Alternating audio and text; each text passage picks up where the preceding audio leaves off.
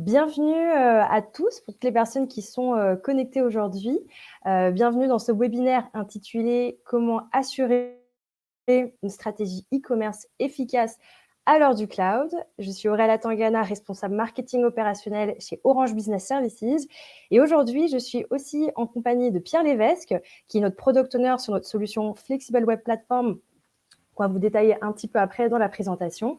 Et aujourd'hui, nous sommes heureux d'accueillir notre partenaire Plateforme SH avec Vincent Robert, qui est Partner Project Manager, et William Rollin, qui est Channel Sales Manager. Donc vraiment, un grand merci à vous d'être avec nous aujourd'hui pour ce webinaire. Pour ceux qui nous écoutent, si vous avez des questions, n'hésitez surtout pas à les poser dans le chat. On va réserver un petit temps à la fin du webinaire pour vraiment répondre à toutes vos questions. Donc, sans plus attendre, je vous présente le programme de ce webinaire. Donc, dans un premier temps, on va vous présenter un peu les tendances qu'on peut observer aujourd'hui dans le secteur de l'e-commerce. Dans un second temps, on va voir justement comment le cloud peut répondre à un certain nombre de ces enjeux. Et puis, dans un troisième temps, on va vous faire une démonstration concrète de la solution Flexible Web Platform qui est hébergée dans notre cloud public Flexible Engine. Et puis, on illustrera le tout avec un cas client. Voilà, donc premièrement, les tendances dans l'e-commerce aujourd'hui. Donc globalement, on voit en fait que le secteur de l'e-commerce poursuit vraiment sa progression en France, puisque notamment en 2021, on a atteint les 129,1 milliards d'euros de chiffre d'affaires, donc ce qui est plutôt une hausse par rapport à 2020, soit une hausse de 15%, et plus particulièrement une hausse de 24% pour tout ce qui est services et une hausse de 7% pour les produits. Donc ces chiffres-là font ressortir une certaine fidélisation des habitudes d'achat qu'on a pu observer notamment en 2020 suite à la crise sanitaire. Donc voilà, c'est plutôt réconfortant. Et puis cette hausse de demande-là, côté consommateur pour l'e-commerce, a aussi eu un écho auprès des commerçants, puisqu'on a vu aussi un boom dans la création d'entreprises dans tout ce qui est vente à distance, à hauteur de 57%.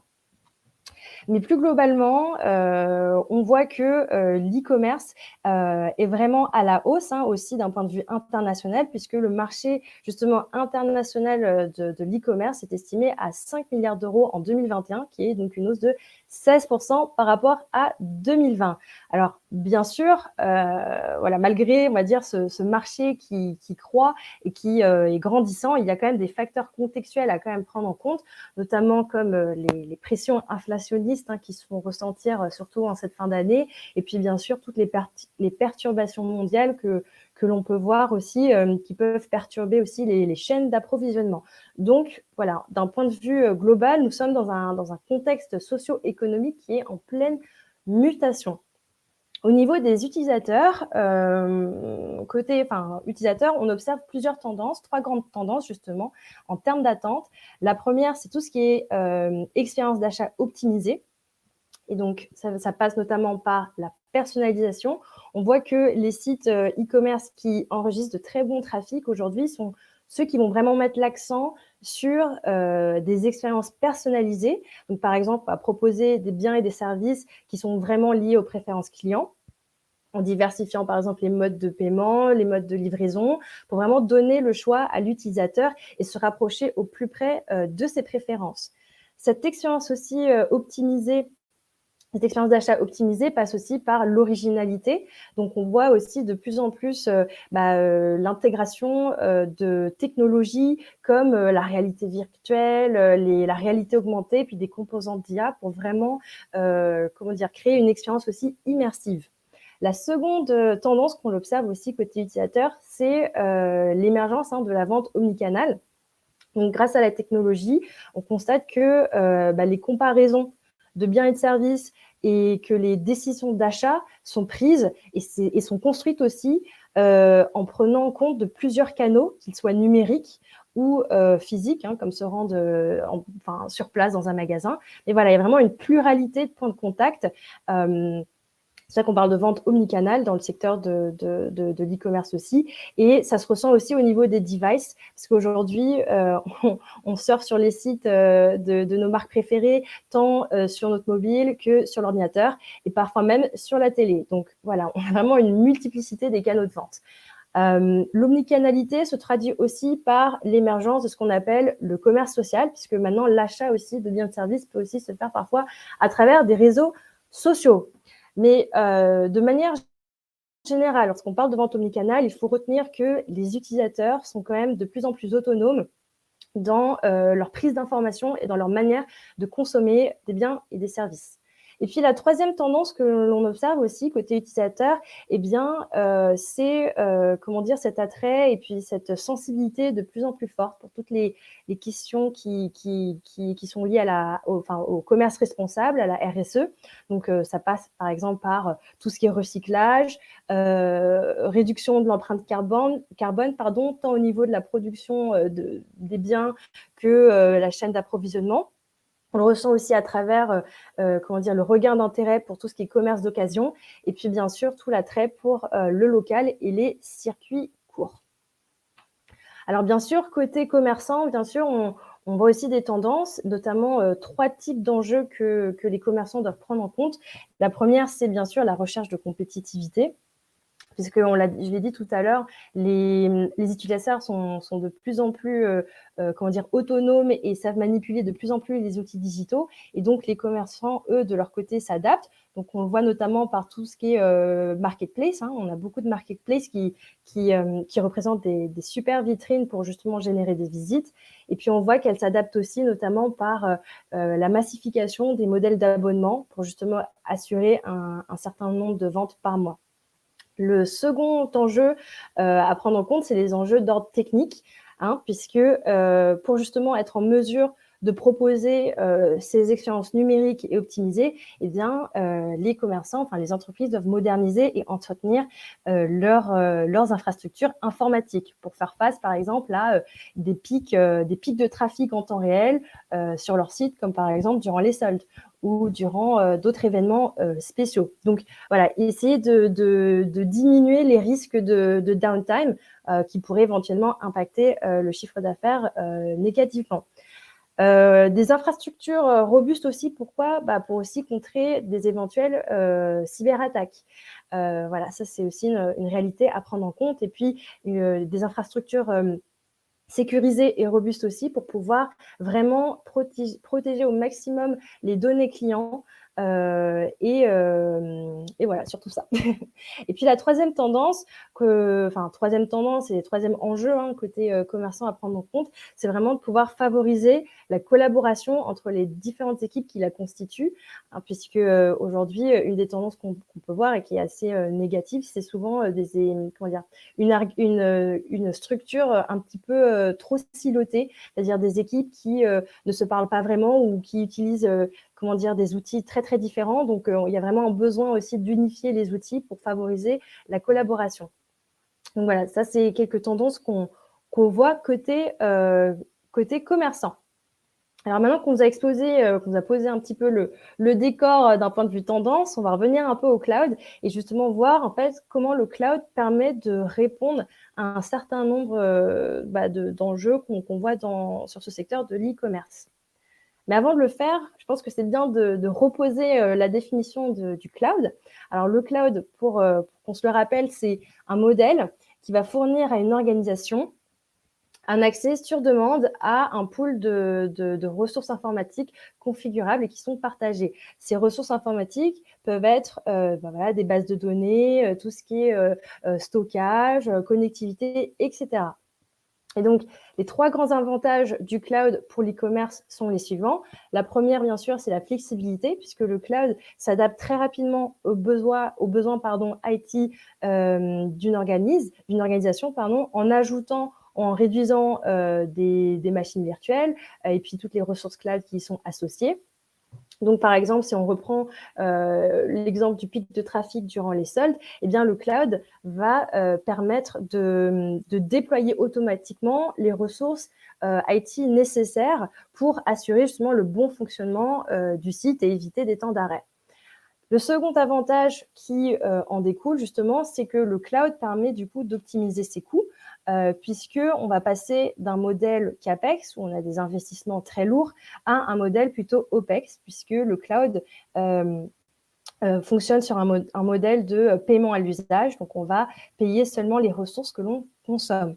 Et puis, troisièmement, le cloud permet aussi de stocker des larges quantités de données clients ou de collaborateurs, et va aussi assurer, va rajouter aussi une couche de sécurité, puisque le cloud va offrir des services de réplication de données.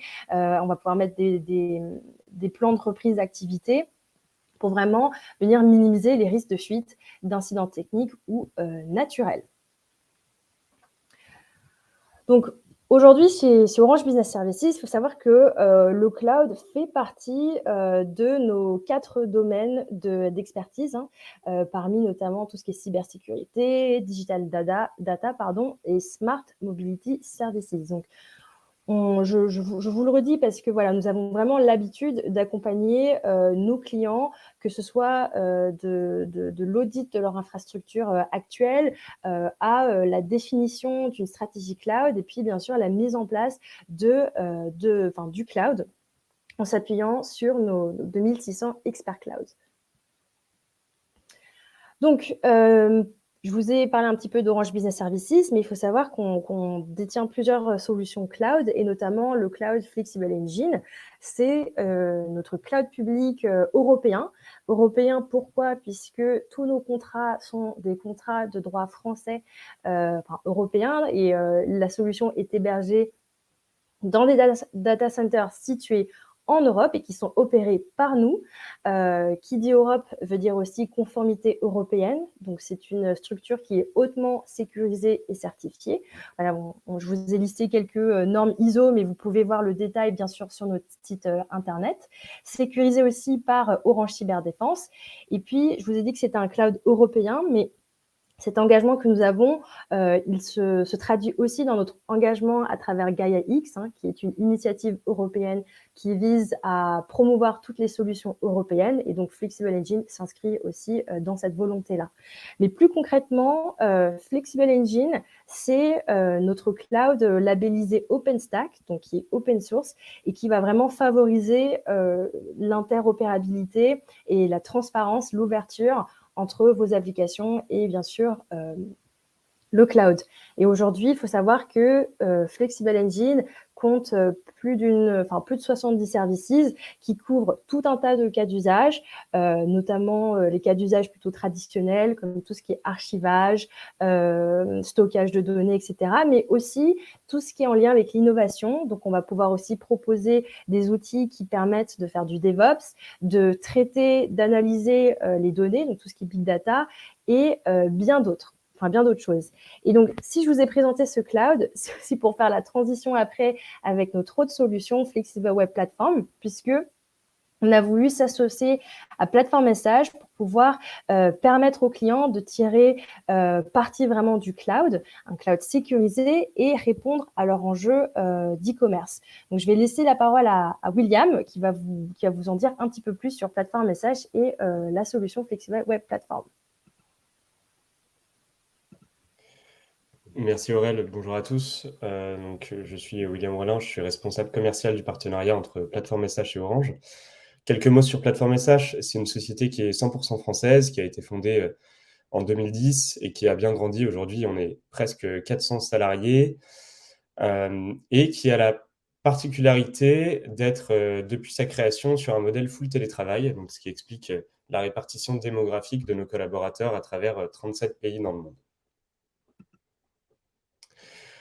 Concrètement, ce que propose Platform SH à travers son partenariat avec OBS, c'est une plateforme cloud d'hébergement web sur un modèle plateforme as a service, dont la valeur ajoutée est de permettre aux clients de se concentrer uniquement sur l'essentiel, c'est-à-dire la création du code et la création de l'expérience utilisateur.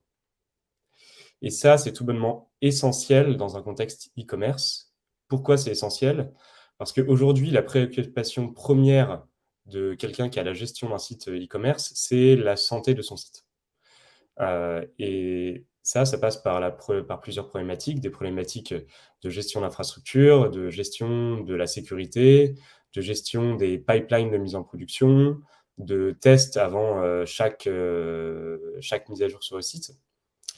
Et donc, il y a plusieurs résultantes. La première, c'est qu'il y a besoin d'énormément de compétences RH pour gérer tout cet environnement cloud. Et la deuxième, c'est que finalement, le temps qui est réservé à la réelle valeur business, c'est-à-dire l'augmentation de l'acquisition client, de la conversion, de l'interface utilisateur ou des temps de chargement du site, par exemple, le temps qui est réservé à ces activités est finalement très faible. Et pour autant, on n'est jamais vraiment à l'abri que le site puisse tomber en période de solde ou en période d'activité.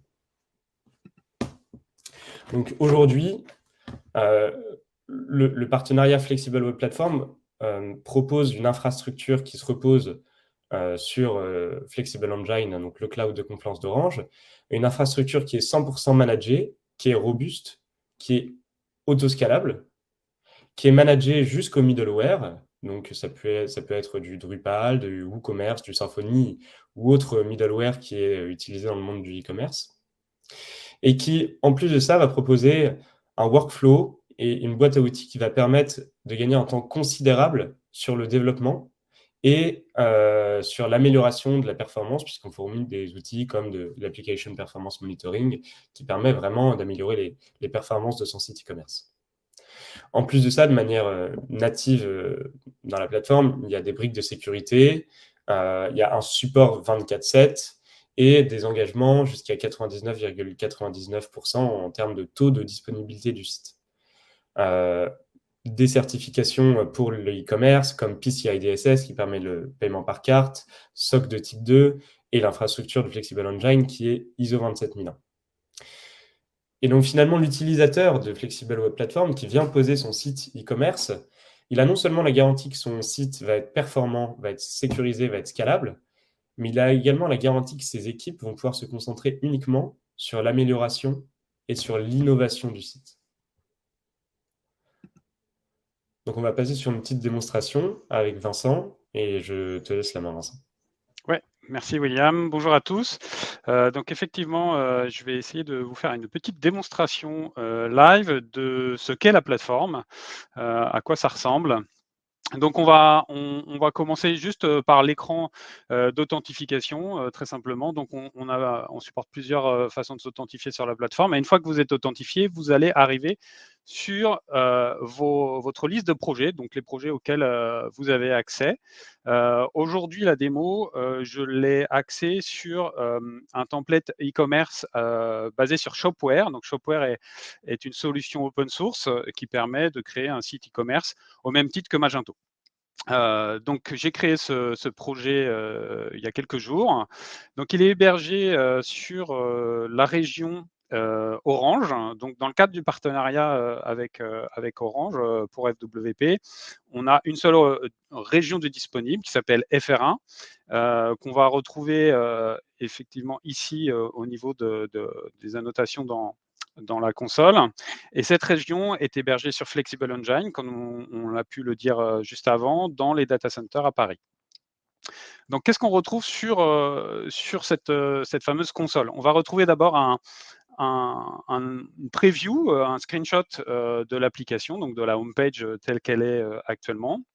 On va retrouver le titre du projet, on va retrouver l'identifiant qui va nous permettre de communiquer, notamment dans les phases de support s'il y a besoin. On va retrouver le type de plan utilisé. Donc, on a plusieurs plans qui vont correspondre à des tailles de t-shirt. Et à chaque fois qu'on change, qu'on va passer de M à L à XL, finalement, on double les ressources que vous allez pouvoir utiliser. En ressources, quand je parle de ressources, je parle de CPU et de RAM. On va retrouver l'espace disque qui est alloué à chacun des environnements accessibles dans le projet. Le nombre d'environnements utilisés sur le nombre d'environnements total autorisé. Donc là, on est sur une configuration par défaut qui vient avec un environnement de production et 3 environnements de développement. Et actuellement, j'utilise l'environnement de production ainsi qu'un environnement de développement. Le nombre d'utilisateurs qui sont invités à contribuer finalement à ce projet. Donc, ces utilisateurs sont plutôt des développeurs ou des gens qui vont donner leur avis par rapport au projet. On ne parle pas d'utilisateurs qui vont visiter et acheter sur le site, hein. C'est bien des utilisateurs qui vont travailler, donc plutôt des développeurs. On va retrouver l'URL du projet. Donc là, il s'agit d'une URL qui a été automatiquement générée puisqu'on est sur un projet de développement et de test. Bien sûr, vous pouvez mettre votre propre domaine et ça sera remplacé directement ici.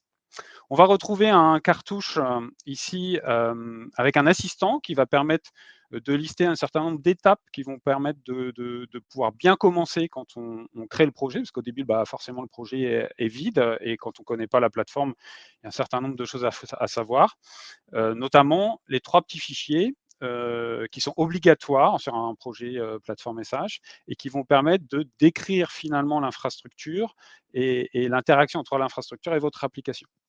On va en reparler dans quelques secondes. On va retrouver ici donc les différents environnements qui ont été créés. Une liste d'activités ici, donc tout ce qui s'est passé en question sur le projet. Donc à chaque fois que quelqu'un fait une action, donc si quelqu'un pousse du code, si quelqu'un crée une nouvelle branche ou la détruit, tout est logué et on sait exactement qui fait quoi. Donc c'est l'intérêt aussi de la plateforme, c'est qu'on peut vraiment suivre parfaitement tout ce qui se passe. Il faut savoir que chaque projet vient avec son repository Git, ce qui fait que chaque modification passe par un commit au niveau de Git, et donc tout est tracé. On ne peut pas faire de modification sans que ce ne soit tracé. On va retrouver ici un petit schéma de l'architecture pour ce projet. Donc ce schéma, il est assez pratique parce que ça permet d'un seul coup d'œil de savoir quelles technologies sont utilisées. Donc dans le cadre de notre projet Shopware, on est sur un projet qui tourne sous PHP. Donc on va retrouver notre applicatif ici. On est dans le cas d'une seule application, c'est un projet simple. On pourrait être dans le cas d'un projet découplé, enfin avec une architecture découplée, avec un front en Node.js et un back en PHP, par exemple. Dans ce cas-là, on aurait 2 applications. On peut en avoir autant qu'on veut, du moment qu'on a les ressources nécessaires dans le plan. On a les services qui sont utilisés par cette application. Donc, dans notre cas, une base de données MariaDB, un petit conteneur Redis pour le cache et un moteur de recherche Elasticsearch. Et on va retrouver tout en bas ce qu'on appelle des workers, qui sont de petites applications qui n'ont pas vocation à recevoir du trafic HTTP, mais qui vont être là pour exécuter des tâches régulières. Par exemple, aller chercher des messages dans une file de messages et traiter, faire des actions vis-à-vis de ces messages, ou alors lancer des tâches planifiées. Enfin voilà, on a un certain nombre de choses possibles. Si on rentre dans le vif du sujet et qu'on regarde un petit peu à quoi ressemble la configuration, on peut aller voir le fichier de configuration de l'application. Donc c'est un fichier en YAML, c'est assez simple à lire. On va retrouver le nom de l'application. Donc quand on a une seule application, voilà, en général, on ne change pas le nom, ça s'appelle app, mais si on a un front-end, un back-end, c'est quand même bien de pouvoir les nommer correctement.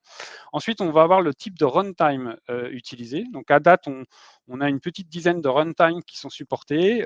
Ça passe par PHP, Java, Go, Node.js, Python, Ruby et puis d'autres certainement que j'oublie. Donc vous faites votre choix de runtime et la version majeure. Nous, de notre côté, donc l'infrastructure, elle est complètement managée, ce qui veut dire que toutes les mises à jour de sécurité et les mises à jour mineures vont être faites automatiquement. Si demain, il y a une mise à jour sur la 8.1.2, parce qu'il y a une mise à jour de sécurité, ça va être déployé automatiquement. Vous n'avez pas à vous en soucier. Ensuite, on a quelques informations par rapport à Composer. Donc, Composer, c'est le gestionnaire de librairie qui est intégré avec PHP. On va avoir un certain nombre de variables qui vont être prépositionnées pour le projet. Donc ça, c'est vraiment relatif au projet, là en l'occurrence à Shopware. Quelques options vis-à-vis de la configuration de PHP. Donc si on a besoin d'exécuter, d'utiliser telle ou telle extension ou de tuner un petit peu la mémoire, c'est là que ça va se passer. On a ce qu'on appelle des hooks. Alors, les hooks, ce sont des moments particuliers dans la phase de construction de l'application. Donc, une fois que vous avez poussé votre code, un certain nombre d'étapes et vous allez pouvoir effectuer des actions sur ces moments particuliers. Donc là, on a un hook de build, donc c'est-à-dire au moment où l'application va être construite, vous allez pouvoir exécuter ce code-là. Donc dans le cas de Shopware, ici, il y a finalement le build des assets qui va être fait, toute la génération des assets, des thèmes, des plugins, tout ça va être fait à ce moment-là. Une fois que c'est fait, on a un hook aussi de déploiement. Donc, juste avant d'ouvrir le trafic web, au moment où le container est déployé, il y a un certain nombre d'actions qui peuvent être faites aussi. Donc là, c'est notamment le moment de mettre à jour la base de données, les différents champs s'il y a des mises à jour à faire. Et puis là, il y a un hook qui n'est pas utilisé dans le cadre de cette démo, qui est le post-deploy hook, où on va pouvoir faire des actions une fois qu'on a ouvert les vannes et que le trafic arrive. Et si on veut faire des traitements supplémentaires, ça se passera à ce moment-là. On a une section vis-à-vis des relations entre les services et l'application. Tout simplement parce qu'on n'a pas forcément envie d'exposer tous les services à toutes les applications, notamment dans une architecture découplée. On peut vouloir limiter l'accès à la base de données par le back-end et que ce ne soit pas exposé au front-end. Donc c'est là qu'on va faire ce réglage d'exposition finalement des services à l'application.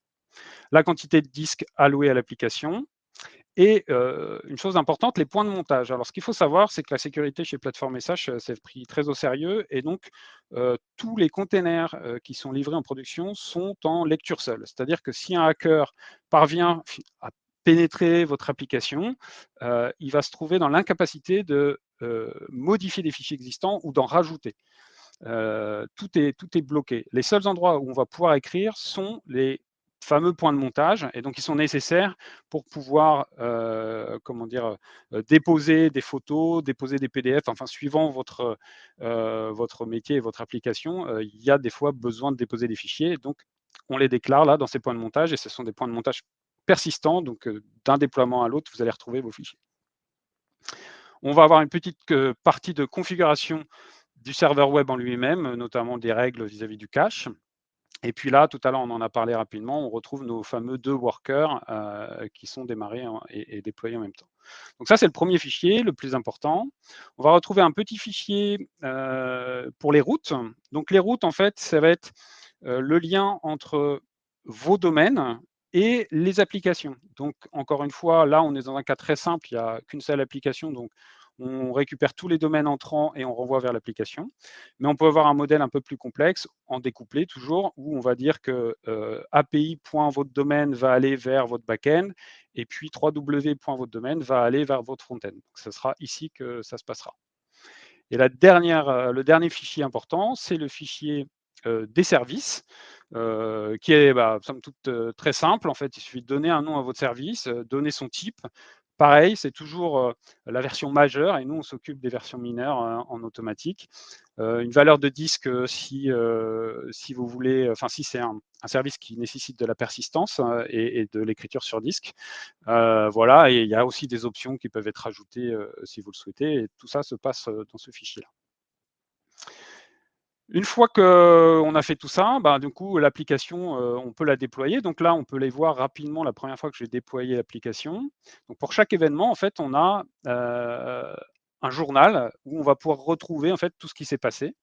Donc là, c'est la première fois que je déployais l'application sur le projet. Donc on retrouve les informations qu'on a construit le container applicatif en PHP 8.1. Là, il y a toute l'étape composer, donc installation des librairies qui s'est déclenchée automatiquement, donc téléchargement, installation. Et puis après, rapidement, on va passer dans l'étape de build, donc le hook de build, où on va aller construire le thème, les plugins, etc. Et une fois que cette étape-là est terminée, on passe véritablement à la phase de déploiement. Alors, je descends encore un petit peu. Je crois que je suis trop loin. Ouais, je suis trop loin. Donc, on va passer à l'étape de déploiement où on va générer le certificat HTTPS automatiquement. Donc, on utilise Let's Encrypt. Vous n'avez pas à vous soucier d'aller acheter un certificat. Alors, vous pouvez toujours le faire. C'est possible d'uploader son propre certificat, mais sinon, on s'en occupe, et on s'en occupe pour tous les environnements, c'est-à-dire la production comme les environnements de développement. Et donc, ensuite, on rentre dans la phase de démarrage des containers et de démarrage de l'application. Donc, on a notre fameux hook de déploiement qui s'exécute ici, où il y a des migrations de bases de données qui ont été exécutées dans le cadre de ce déploiement. Et une fois que c'est fini, on a un petit récapitulatif des conteneurs et de leur taille, et puis on a les URL finalement qui ont été générés. Donc, on peut aller voir à quoi ça ressemble. On doit avoir ici notre site e-commerce qui est fonctionnel, avec des produits qu'on peut mettre dans notre panier, une page de liste, voilà, c'est un site e-commerce somme toute normal. Ce qui est intéressant avec la plateforme, c'est notre capacité de pouvoir générer des environnements de développement qui sont des copies exactes de la production et qui vont permettre aux développeurs d'aller travailler sur une correction d'un bug ou sur une nouvelle fonctionnalité, tout en étant dans le même finalement écosystème que la production, avec le même jeu de données, et donc être au plus proche de la réalité, mais sans être sur la prod et sans casser la prod.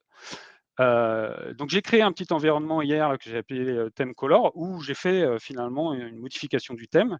Je vais aussi vous montrer que c'est relativement rapide d'avoir un nouvel environnement. Donc finalement, comme tout est basé sur Git, en fait, c'est le concept de branche. Donc là, je vais en lancer une création de branche. Et pendant qu'on va aller voir l'autre environnement et ce que ça a donné, là, c'est en train de se construire et vous verrez que d'ici quelques secondes, on aura un environnement parfaite copie de la production. Et donc là, qu'est-ce qui s'est passé donc, sur notre environnement de développement? Le développeur a changé finalement la couleur de fond de cette boutique et la couleur de bouton. Et donc, on a bien les deux sites qui tournent en parallèle. On n'a pas la même URL, donc c'est une URL qui est générée automatiquement, qui contient le nom de la branche. URL que vous allez pouvoir partager à votre client final pour recette. On peut la mettre derrière un login mot de passe, hein, bien évidemment, si on ne veut pas que ce soit exposé directement sur Internet ou faire une restriction par IP. Mais c'est vraiment pratique parce que voilà, vous êtes dans le même écosystème et vous êtes au plus proche de la réalité. Donc la copie, elle doit être en train de se faire. On peut aller voir rapidement si c'est terminé. Ce n'est pas encore tout à fait terminé. Donc on peut regarder dans les étapes où il en est. Donc là, il a pris un backup, il a restauré le backup et il est en train d'ouvrir l'application. Donc il s'agit de quelques secondes. Pendant que ça se fait, on peut aller voir un peu les options du projet. Donc en termes d'options, c'est dans cet endroit-là où vous allez pouvoir inviter vos collaborateurs, donc une gestion des droits assez fine. Vous pouvez dire que telle personne a le droit sur tel type de branche de staging, branche de développement ou branche de production, avec différents niveaux. On peut être juste accès en lecture seule, contributeur, donc on peut pousser des modifications, administrateur, on peut inviter des gens, voilà, donc, et on invite les gens simplement à travers cette interface. La gestion des certificats, si vous achetez votre propre certificat, c'est là que vous allez l'uploader. La gestion des domaines, donc une fois qu'on passe en production, c'est là qu'on configure notre domaine. Clé de déploiement, donc la clé de déploiement, ça permet, si vous, pendant votre phase de build, vous avez besoin d'accéder à des repositories qui sont privés, avec lesquels il va falloir s'authentifier, c'est la clé que vous allez déclarer sur ce repository pour pouvoir aller télécharger vos librairies. Les intégrations, très important. Donc, on a dit tout à l'heure, les projets viennent avec leur propre dépôt Git, mais ce n'est pas obligatoire. Vous pouvez tout à fait garder votre workflow habituel. Si vous êtes habitué à travailler avec GitHub, GitLab ou Bitbucket, pas de problème. On interconnecte ces repositories avec le repo fourni avec le projet. Et dès que vous allez faire une pull request, ça va ouvrir un environnement automatiquement pour la pull request. Vous allez pouvoir partager le lien. Et puis, une fois que la pull request est émergée, l'environnement est supprimé. Donc il y a vraiment une intégration sympathique. Il y en a d'autres dont je n'ai pas parlé là, mais vous pourrez creuser si ça vous intéresse. Les variables d'environnement, variables d'environnement qu'on peut positionner donc, dans le fichier de configuration qu'on a vu tout à l'heure, ou carrément au niveau de chaque environnement ou du projet même, avec un système d'héritage. On a des variables qui vont être disponibles au moment du build, des moments ou au moment du run. Voilà, tout se passe par ici. Donc, on peut retourner rapidement sur voilà, la branche qu'on a créée tout à l'heure. Donc, elle est désormais disponible. Et si j'ouvre, comme c'est une copie parfaite de la prod, on retrouve finalement notre thème initial en blanc, puisqu'on a copié la prod.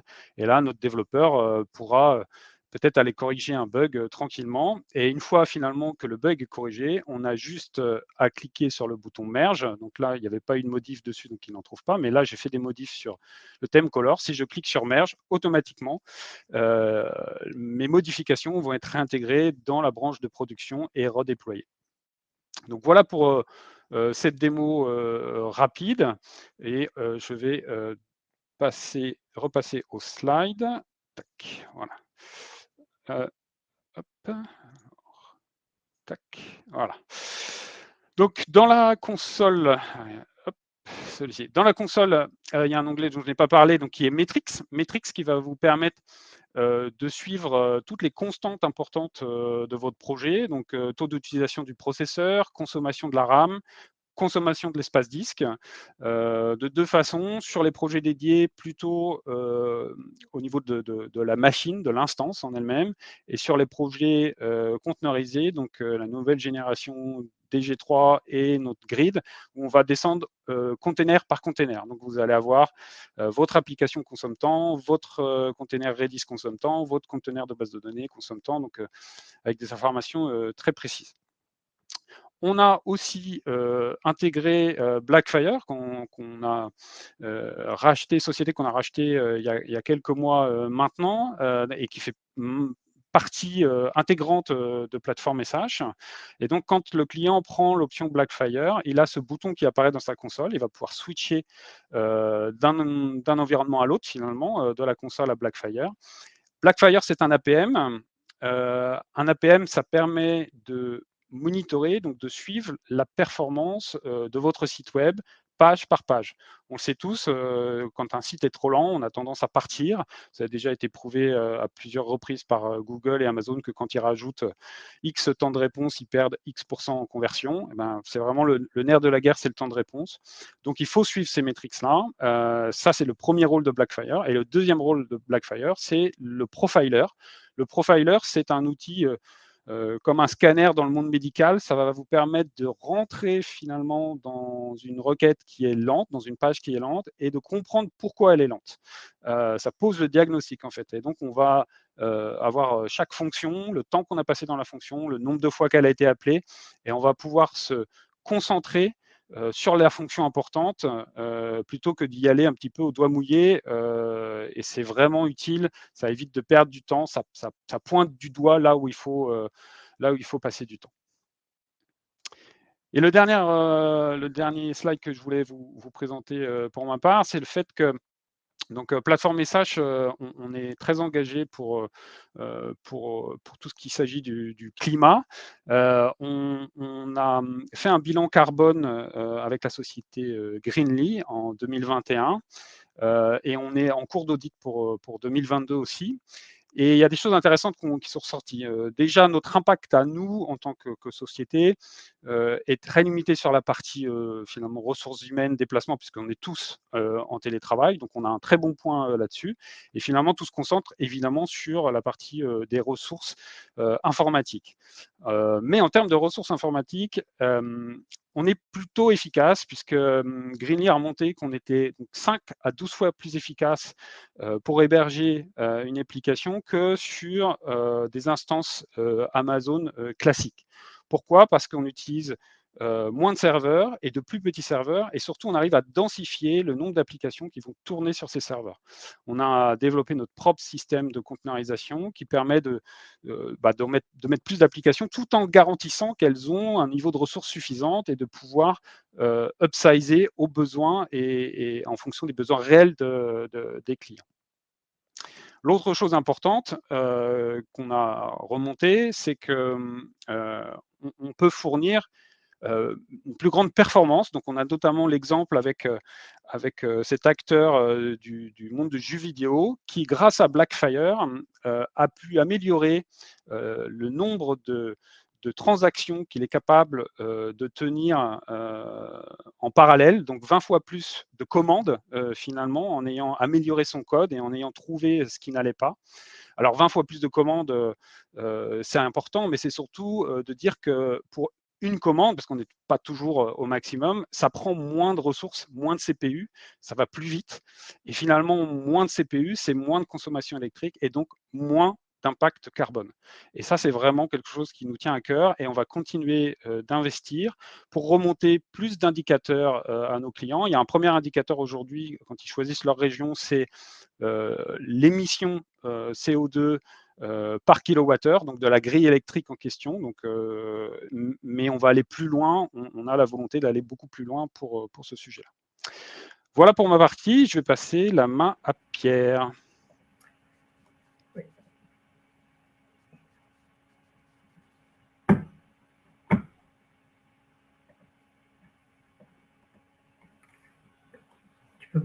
Bonjour à tous, tu peux, je pense, Vincent, avancer sur la slide suivante si tu veux. Merci. Alors, on a des clients aujourd'hui dans tous les secteurs d'activité. Parmi eux, il y a une référence qui est vraiment intéressante à présenter. C'est celle d'Ubeldi.com. Donc, c'est un site e-commerce avec plus de 3 millions de visiteurs par mois. La particularité de ce projet, c'est qu'il concentre beaucoup d'exigences auxquelles on a pu répondre. Alors, tout d'abord, des exigences en termes de scalabilité. On est sur une activité avec des fortes variations de trafic. Vous avez les périodes de Noël, de promotion, par exemple. Et notre solution est capable de résister et de s'adapter aux pics d'activité en allouant automatiquement plus de ressources en cas de besoin. Deuxièmement, des exigences très importantes au niveau de la sécurité. Donc, il y a la sécurité des accès, on l'a vu, la sécurité des données qui sont extrêmement volumineuses et sensibles, que ce soit les articles référencés ou les informations clients. Troisième élément, donc la marketplace a augmenté le volume de ses mises en production et plus généralement la productivité de ses équipes digitales qui se concentrent maintenant uniquement sur la gestion du code. Et c'est vraiment ce modèle qui a permis à l'entreprise d'être plus réactive, d'être plus innovante. Et enfin, dernier point, on a un engagement très fort sur la partie support. On accompagne nos utilisateurs avant, pendant et après le lancement des projets. Alors, il faut savoir que pour chaque nouveau projet, donc vous avez une assistance jusqu'à ce que tous les sites soient opérationnels. Ensuite, en vie de solution, vous avez un support 24/7, des experts pour toutes les questions techniques, une garantie de taux de disponibilité qui va jusqu'à 99,99%, et puis une garantie de temps d'intervention qui peut aller jusqu'à 45 minutes. Donc, il y a vraiment eu ces 4 éléments déterminants pour la réussite de ce site web et qui résument vraiment très bien les atouts de notre offre, donc la scalabilité, la sécurité, l'agilité et l'assistance. On peut passer à la slide suivante, Vincent. Alors, si je synthétise maintenant les principaux conseils pour assurer une stratégie e-commerce efficace à l'heure du cloud. Donc, il y a bien sûr la centralisation des outils de conception web, et on a vu que Flexible Web Platform est vraiment une référence sur ce sujet. Elle est capable de proposer et de maintenir tous les outils nécessaires pour offrir la meilleure expérience digitale possible. Donc, on a vu que ça pouvait être les ressources, les langages, les services, les environnements, le monitoring, la sécurité. Donc, tout est inclus, et ce, quel que soit le volume de sites que vous hébergez. Le second point à retenir, c'est qu'il faut pouvoir compter sur une infrastructure qui est fiable, performante, évolutive, qui puisse protéger vos données, répondre à tous les critères de sécurité et de conformité. Et ça, on l'a vu avec Aurel, c'est vraiment une des forces du cloud d'Orange Flexible Engine. Et puis enfin, dernier point, une stratégie e-commerce efficace, c'est aussi maîtriser et optimiser ses coûts, ses dépenses IT, être capable en cas de hausse ou en cas de baisse d'activité, d'ajuster tout de suite ses ressources et les budgets associés. Et dans le cas d'un site e-commerce, ces variations, elles peuvent être très présentes. Alors, elles peuvent parfois être anticipées, donc, comme les périodes de solde ou les activités saisonnières, mais elles peuvent aussi être beaucoup plus soudaines si, par exemple, il y a un fait d'actualité qui impacte votre secteur ou s'il y a des difficultés d'approvisionnement, par exemple. Et puis, toujours sur la partie dépenses IT, et je conclurai la présentation sur ce point avant de passer à vos questions, on peut aussi vous accompagner, vous permettre d'évaluer précisément le retour sur investissement d'une stratégie cloud. Donc, n'hésitez pas à nous contacter sur ces sujets. Voilà, je vous propose maintenant qu'on passe aux questions.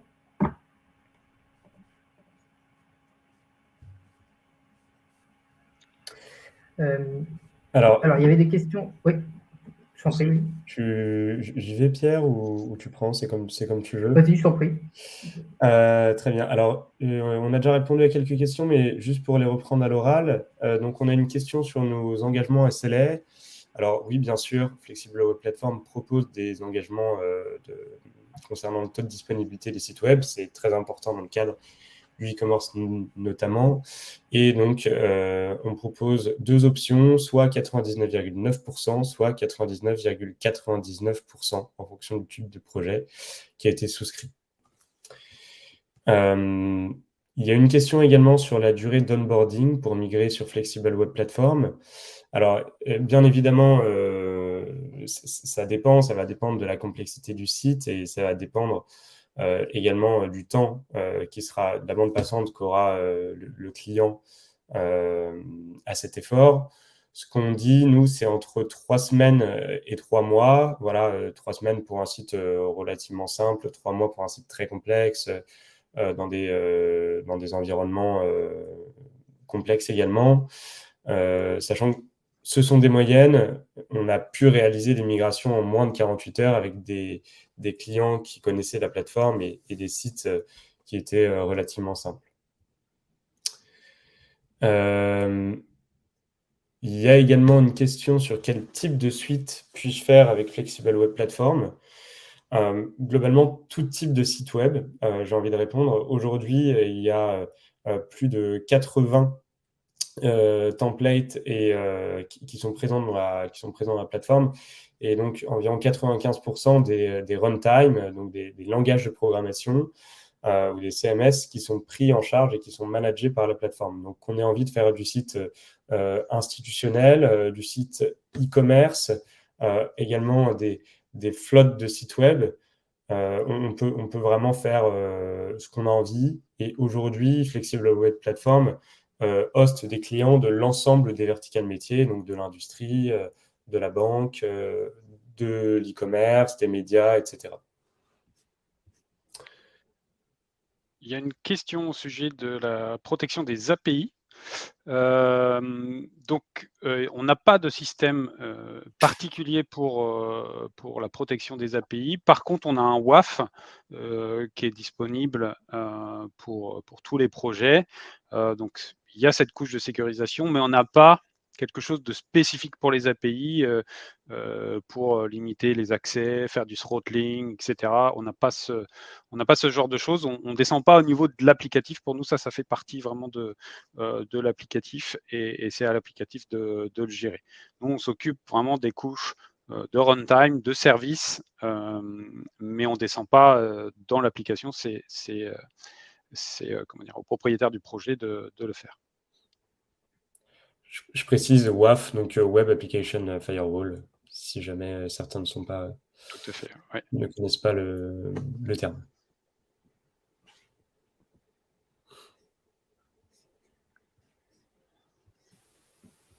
Alors, est-ce qu'on a d'autres questions?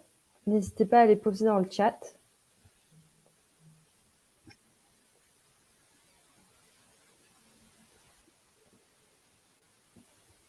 Non, bah écoutez, je vous propose qu'on s'arrête là. On va bien sûr vous envoyer les slides de la présentation et puis vous aurez aussi le replay qui vous sera aussi accessible et qui vous sera envoyé. Donc, n'hésitez surtout pas à consulter bien sûr notre site et puis à nous contacter si vous avez d'autres questions. Et puis sinon, on tient vraiment à vous remercier d'avoir vraiment participé à ce webinaire. Et puis, merci pour les personnes qui ont posé leurs questions. Et on vous dit à très bientôt. Merci beaucoup. Merci à tous. À bientôt. Merci, au revoir. Merci, au revoir.